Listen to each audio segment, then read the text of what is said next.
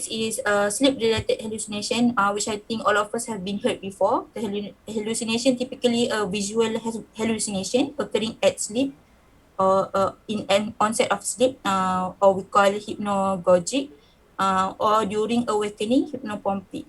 It commonly presented with patient in necrolepsy, also mentioned by the presenter before.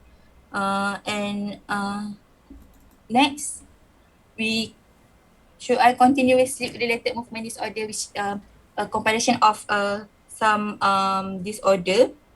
Next is first restless leg syndrome or egg bone syndrome. It is an uncomfortable subjective sensation of the limbs, usually described as creepy, crawly feeling, and it's accompanied by irresistible urge to move the leg when resting or try to fall asleep.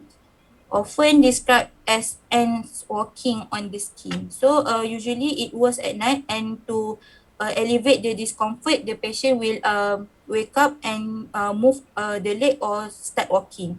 So because of that, because of the cycle of falling asleep and awakening, it can cause profound insomnia. And secondary RLS such as uremia, neuropathy, iron and folate deficiency anemia can be the factor.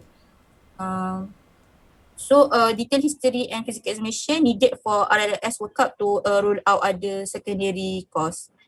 Treatments include dopaminergic agonist, dopamine precursor, BDZ, opiates and antiepileptic. Next is periodic limb movement disorder, where it's a brief stereotypic repetitive non-epileptic form movement of the limbs, and usually happen in non-REM sleep with extension of a big toe. Patient also can present with partial flexion of ankle, knee and hip, and the movement usually lasts from half of second to 5 seconds in every 20 to 40 seconds. It's associated with increasing age, folate deficiency, renal disease, and other secondary causes. Treatments include clonazepam and opiates. Next, sleep-related leg cramps. It's similar like leg cramps during wakefulness that we have experienced, and usually affect calf and cause painful muscle contraction. And sometimes it will awaken the person due to the pain, thus disrupt the sleep. There's also some precipitating factor, as you can see. Next, sleep-related bruxism, which when individual grin or clench their teeth during sleep.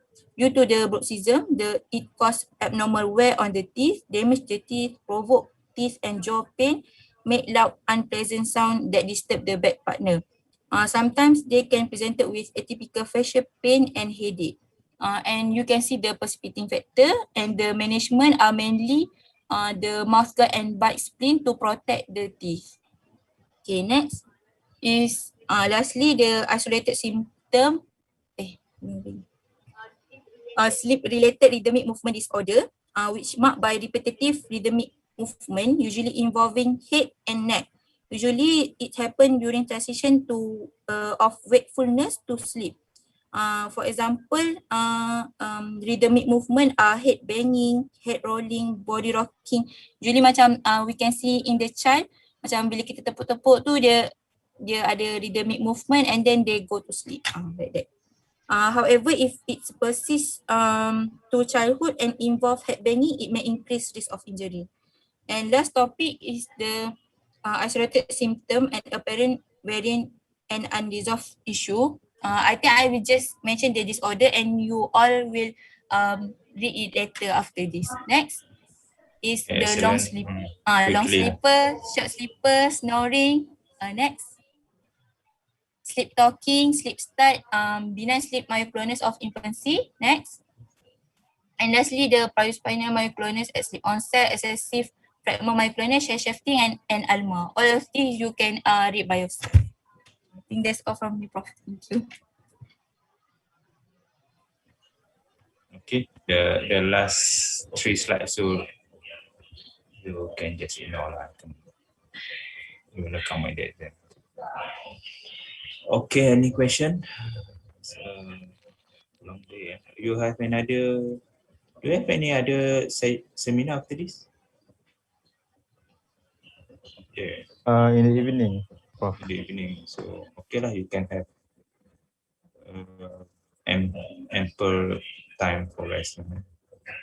Okay, so inshallah, thank you very much for your attention. I think that's all. Okay.